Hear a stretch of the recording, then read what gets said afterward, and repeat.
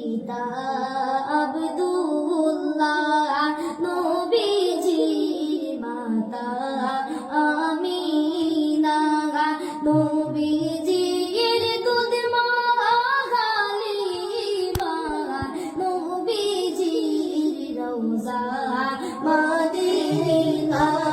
ইয়া নবী সালাম আলাইকা, ইয়া রাসূল সালাম আলাইকা, ইয়া হাবিব সালাম আলাইকা, সালাওয়াতুল্লাহ আলাইকুম। যদি